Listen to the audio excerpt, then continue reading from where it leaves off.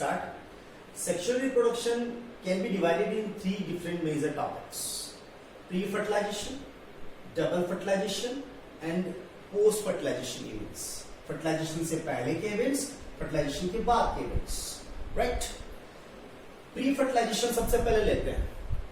These all events which occurs before the events of fertilization.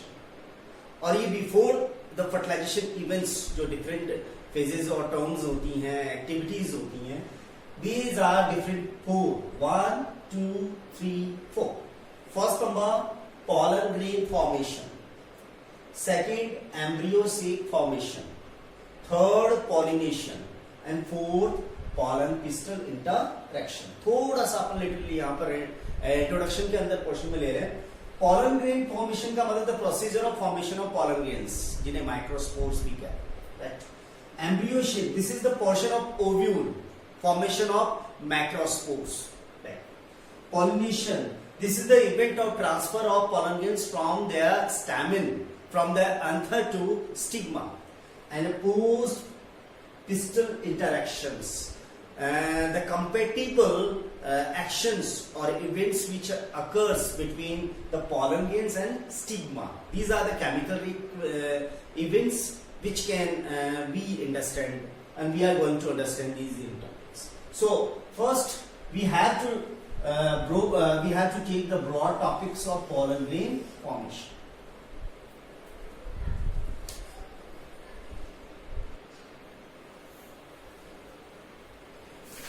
Yes, start. First of all, the pollen grain formation तीन parts में divide कर सकते हैं इस portion को. सबसे पहले हमें स्टामेन पढ़ना होगा, उसके स्ट्रक्चर्स, उसके transfer section, different parts. Second microsporogenesis, मतलब the formation of pollen grains, क्योंकि pollen grains को हम माइक्रोस्पोर्स बोलते हैं. pollen grains की स्ट्रक्चर्स बेसिकली उसका इंटरनल और आउटर पार्ट कैसा है, आगे का मेजर टॉपिक ये जनरली आने वाले हैं. सबसे पहले हम बात है, let's do the start. Stamen is a male reproductive organ of the flooring plants. It can be divided, or we can see here a diagram showing here anther, this is the portion, filament, this portion, और in between the filament and anther बीच में एक connective portion है जिसे connective tissues कहते हैं. ये connective tissues इसको connect करके रखेगा. आगे अपन ये भी ध्यान देना है कि कनेक्टिव टिश्यू एंथर का पार्ट नहीं है बेसिकली देखा जाए, क्योंकि ये इन बिटवीन टू पोर्शंस है जिस वजह से कनेक्शन बना हुआ है. स्टैमेन्स को आप देख रहे हो यहाँ पे दो लोब्स है, टू लोब्स होने की वजह से स्टैमेन्स को है वो बायलॉब्स कहते हैं. डाइथिकस कहा जाता है because it made up of two lobes, each lobes divided by some anther lobes, anther sac और पॉलन सैक. एंथर सैक और पॉलन सैक के हिसाब से यदि एक लोब में दो है तो टोटल हो गए ये 4. सो डाइथिकस मीन दो lobe, two lobes, each lobes divided in anther sac, तो टोटल हो गए इसमें 4 anther sacs. और ये anther sac वो है जिसमें pollen sac होते हैं, यानी pollen sac और pollen grains इसमें आगे फर्दरली फॉर्म होते हैं.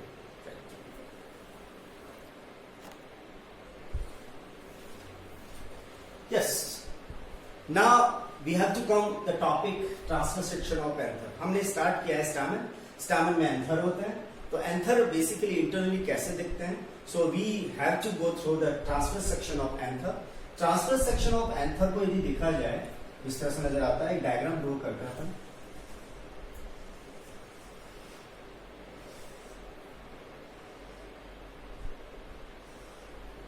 ये बायलॉग कंडीशन हो गई.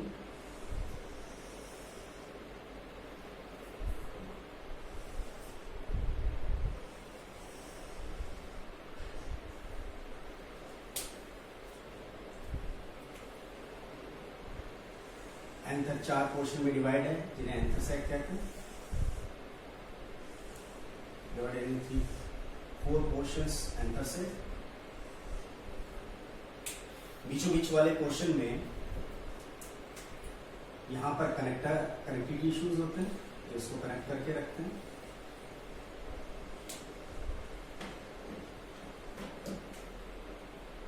स्पेशली एक्चुअली यहाँ पर कुछ इस तरह के टिश्यूज होते हैं जो एंथर को हेसेंस करवाएंगे। तो ये हो गया lines of dehiscence, lines of dehiscence.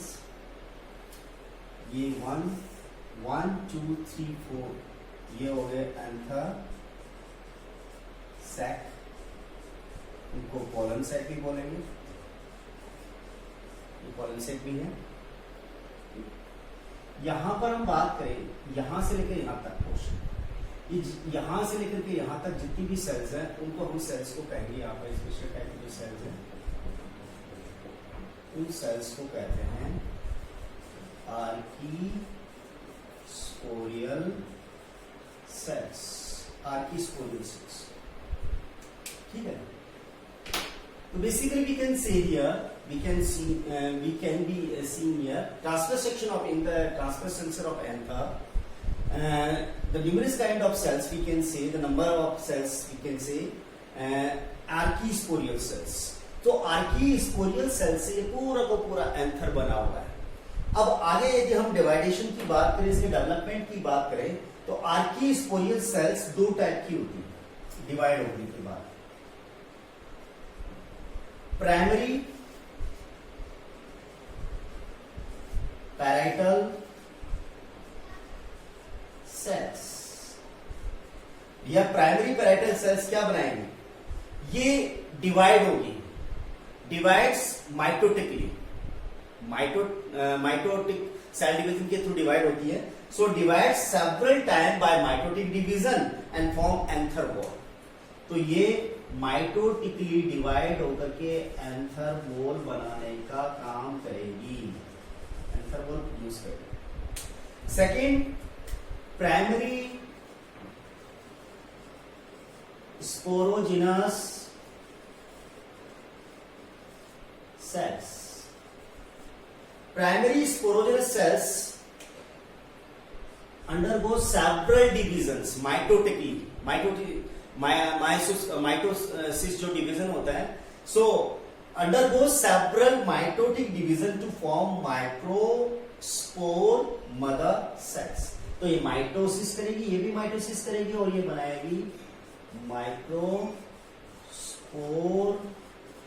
Mother cells, microspore mother sales. इनको दूसरे नाम से भी जान सकते हैं, इनको हम कहेंगे pollen grain mother cell. Short में देखें तो इनको हम शॉर्ट टर्म क्या दे सकते हैं, शॉर्ट टर्म के अंदर आ सकता है ये माइक्रो स्पोर मदर सेल्स, और इधर आ गया पॉलन मदर सेल्स। ठीक है, तो इस तरह से देखा जाए तो ये प्राइमरी, बेसिकली ये प्राइमरी जो पॉलन ग्रेन मदर सेल्स है, primary pollen grain mother cells हैं, या हम ये कहेंगे पॉलन ग्रेन मदर सेल्स हैं, वो आगे चल के मियोसिस करके क्या बनाएगी, माइक्रोस्पोर पॉलन ग्रेन्स बनाएगी।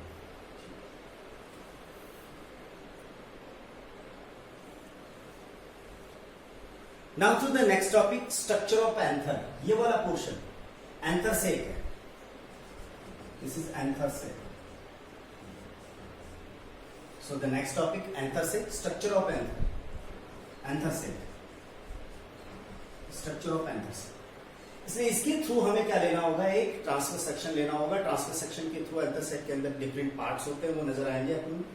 यदि ट्रांसफर सेक्शन के अकॉर्डिंग यदि इस वाले पोर्शन को मैं यदि प्रोवाइड करूं, इस वाले पोर्शन को प्रोवाइड करने पर ये स्ट्रक्चर्स आपको सामने नजर आएंगे।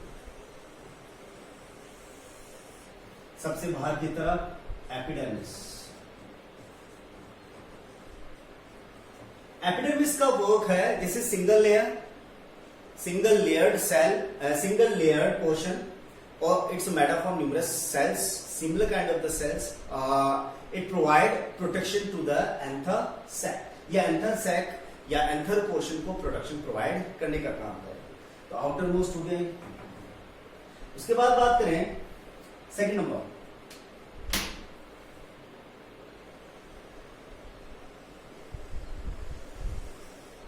This is called endothecium.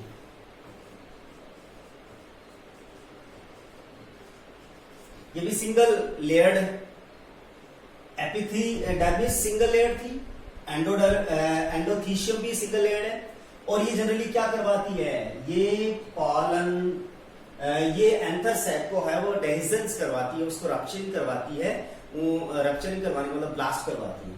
ठीक है, तो एंडोथीशियम भी सिंगल लेयर्ड हो गया और एपिडर्मिस भी सिंगल लेयर्ड हो गया। उसके बाद बात करें अपन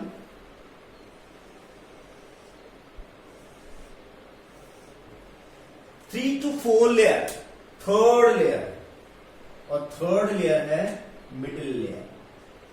मिडिल लेयर 4 से 5 लेयर वाली सेल्स है, सेल्स होती है इसके अंदर, और इनका मेनली वर्क जो होता है वो बहुत वाइड एरा है इसका मिडिल लेयर का। ये हार्मोन्स रिलीज करती है, ये एंजाइम्स भी रिलीज करेगी, नॉरिशमेंट न्यूट्रिशन भी प्रोवाइड करेगी, ये सभी काम मिडिल लेयर का है। 3 से 4 लेयर्स में ये बनी रहती है।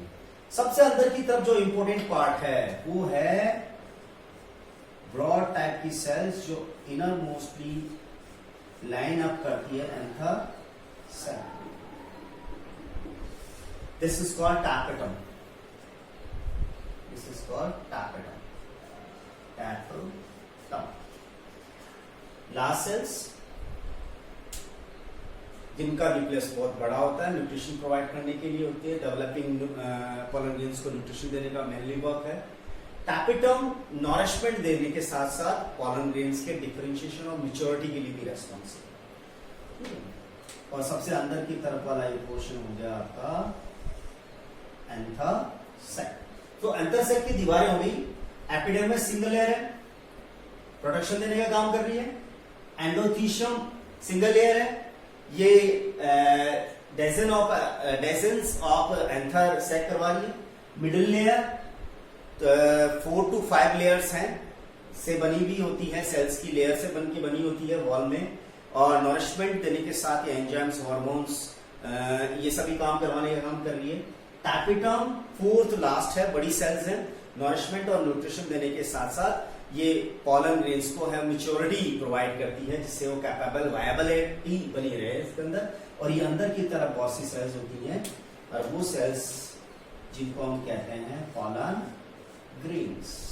एक मैच्योर एंथर का हमने डायग्राम बनाया है, तो these all are microspores means pollen grains.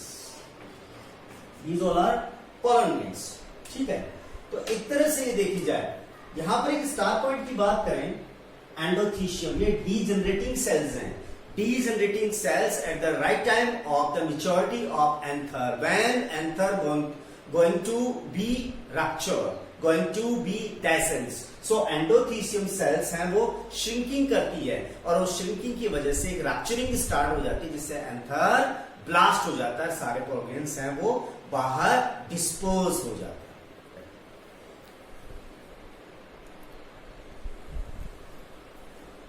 Yes. Pollen grain formation के अंदर सबसे पहला पॉइंट लिया था अपन ने स्टैमन। स्टैमन के अंदर स्टैमन का ट्रांसफर सेक्शन देखा, एंथर का ट्रांसफर सेक्शन देखा, एंथर बॉल्स देखी। नेक्स्ट इसी पोर्शन के अंदर अपन लेते हैं microgenesis, microsporogenesis, microsporogenesis.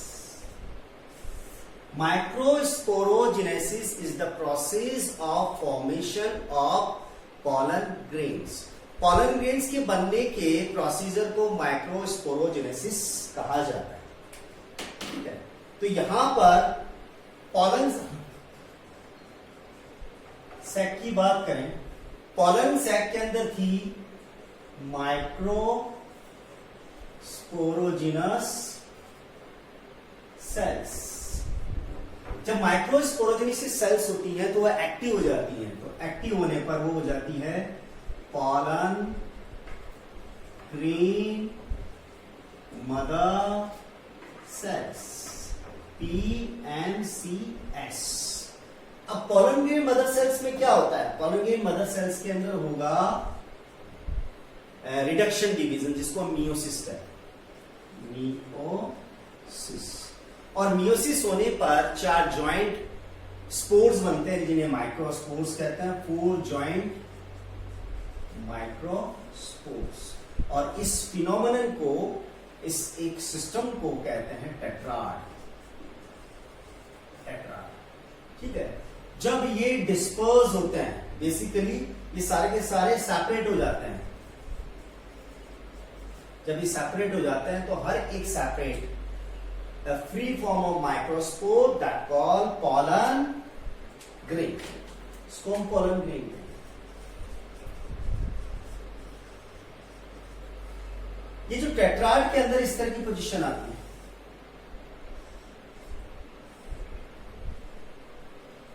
Two dimensional diagram है इसलिए आपको 3 नजर आएंगे।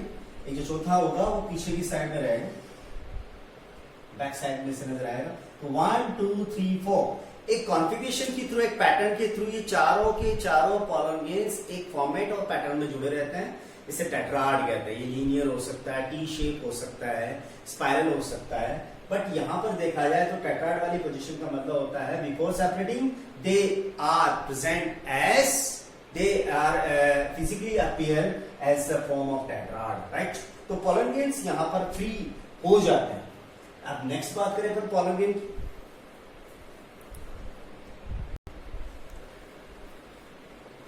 पॉलन ग्रेन्स का एक दूसरा नाम भी है जिसको मेल गैमेटोफाइट भी कहते हैं। मेल गैमेटोफाइट, ठीक है। पॉलन ग्रेन एक मेल गैमेटोफाइट है और इस मेल गैमेटोफाइट के अंदर है वो इसकी जनरेटिंग सेल्स होती हैं जो एक तरह से गैमेट की तरह बिहेव करेगी। सबसे पहले स्ट्रक्चर की बात कर रहे हैं अपन इसकी।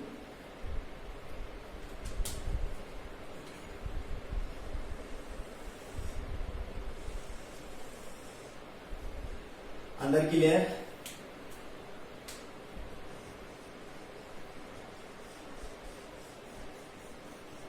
दो कोड से कवर रहता है, बीच बीच में ये डिसकंटिन्यूअस स्ट्रक्चर में रहता है।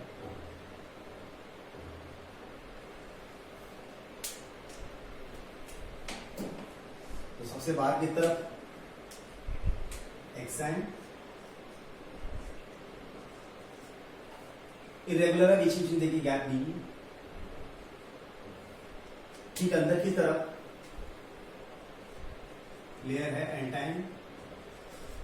ये दो कोट हो गए, external coat exine and internal coat intine. जहां एक्सटर्नल कोट एक्साइन डिसकंटिन्यूअस है, रफ है, एंटाइन कंटिन्यूअस है, स्मूथ है, ठीक है। जहां पे भी एंटाइन एक्साइन के ठीक सामने डिसकंटिन्यूअस, एक्साइन डिसकंटिन्यूअसली नजर आ रही है, वहां पर होता है pollen core, where from pollen grain, pollen tube rises, जहां से pollen tube rise होती है। इसके अंदर एक लेंस शेप सेल होती है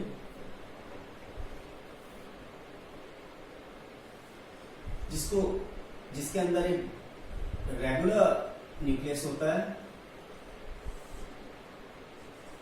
रेगुलर न्यूक्लियस, और इस रेगुलर न्यूक्लियस को कहते हैं जेनरेटिंग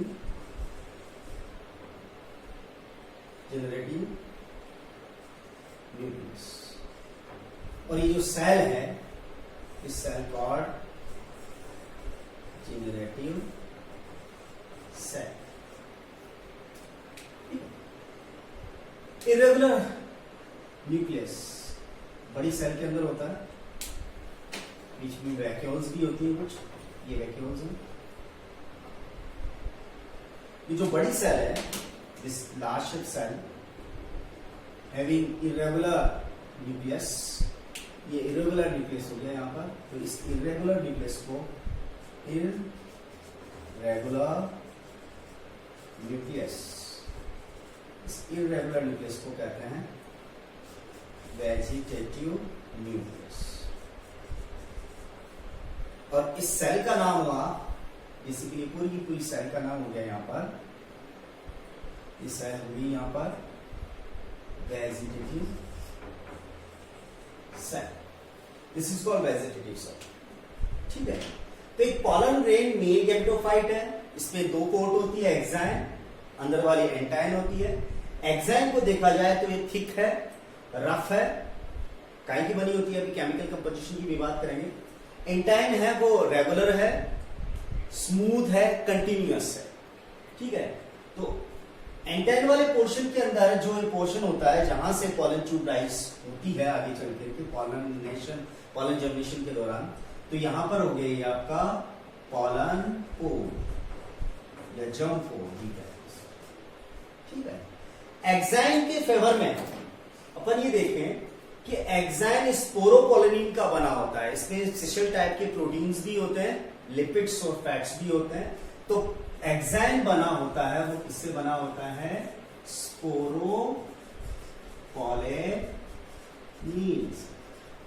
स्पोरोपोलिन से बना होता है। स्पोरोपोलिन एक नॉन डीजेनरेटिंग कंपोजिशन है जिसका न बायोलॉजिकल, नो फिजिकल और नो केमिकल डीकंपोजिशन हो सकता है। अभी तक जितने भी एंजाइम मिले हैं, स्पोरोपोलिन को डिकम्पोज करने वाला एंजाइम अभी तक बना ही नहीं है, न नेचुरली न artificial. This is the reason because of the pollen grains can be preserved as a fossil form in a very long time, 1000 years तक का ये प्रिजर्वेशन कर सकते हैं, ठीक है। तो स्पोरोपोलिन एक ऐसा है, इस स्पोरोपोलिन के इतने फायदे हैं तो नुकसान भी है। पॉलन एलर्जीज की वजह से होती है, बहुत से लोगों को डस्ट एलर्जी जैसे केमिकल एलर्जी होती है, उसी तरह पॉलन एलर्जी भी होती है।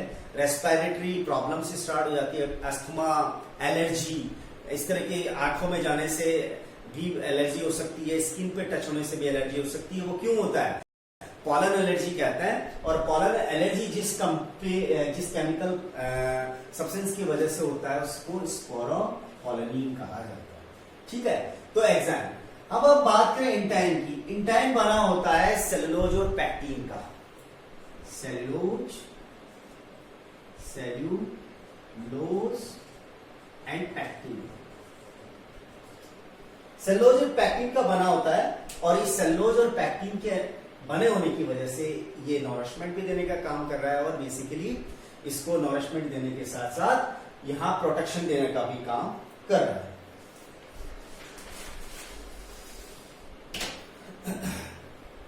आगे देखते हैं।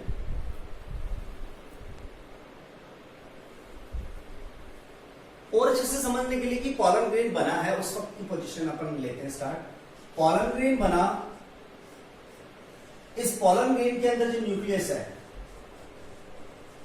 वो मियोसिस की वजह से बना है, तो यहां पर हैप्लॉइड होगा।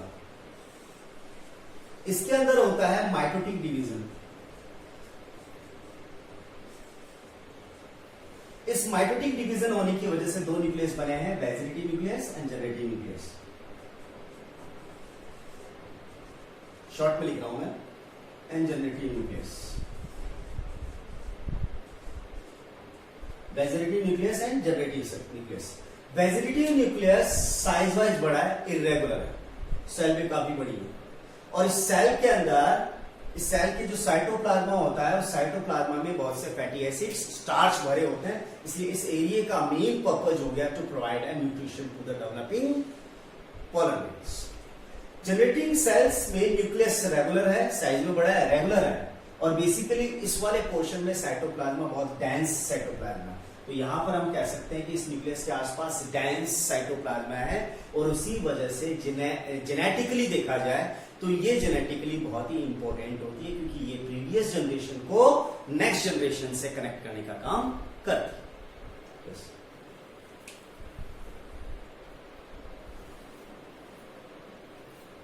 अब नेक्स्ट बात करें अपन pollen viability.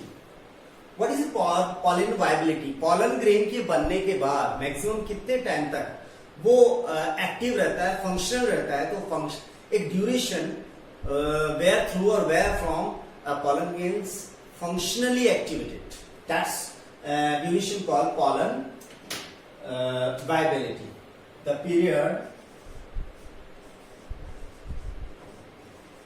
period from which pollen grains viable और फंक्शनल।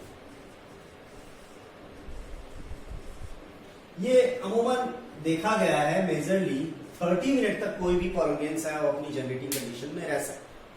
ठीक है, अब एक ये चीज में यहां पर ध्यान देने की वाली बात है, एग्जाम में है स्पोरोपोलेरिन। स्पोरोपोलेरिन की वजह से पॉलिगेंस एज अ फॉसिल फॉर्म कई 1000 ईयर्स तक प्रिजर्व रह सकते हैं, पर वायबिलिटी नहीं होगी उनमें। यानी मैं ये कहूं कि समझो जुरेसिक एरा के अंदर कोई पॉलिगेंस था, वो फॉसिल बना, और आज यदि डिगिंग के थ्रू बाहर निकलता है तो वो प्रिजर्व जरूर है, पर उसमें वायबिलिटी जीरो हो गई। सो वायबिलिटी वो एक टाइमिंग ड्यूरेशन है जहां तक एक पॉलिगेन वायबल रहता है, वो सुटेबल कंडीशन होने पर जर्मिनेट हो सकता है। ठीक है, तो पर्टिकुलर ऐसे पॉलिगेन्स को पॉलन बैंक्स के अंदर प्रिजर्व किया जाता है, और प्रिजर्व करने के दो तरीके हैं जिन्हें क्रायो प्रिजर्वेशन कहते हैं। और ये क्रायो प्रिजर्वेशन दो तरीके से हो सकता है, liquid nitrogen and vapour nitrogen.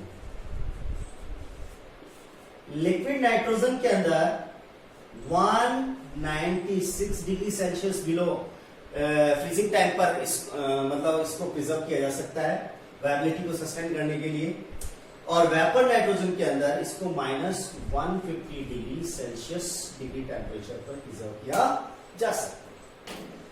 ठीक है स्टूडेंट्स, सो आज जो हमने पढ़ा है वो ये पोर्शन पढ़ा है आपका।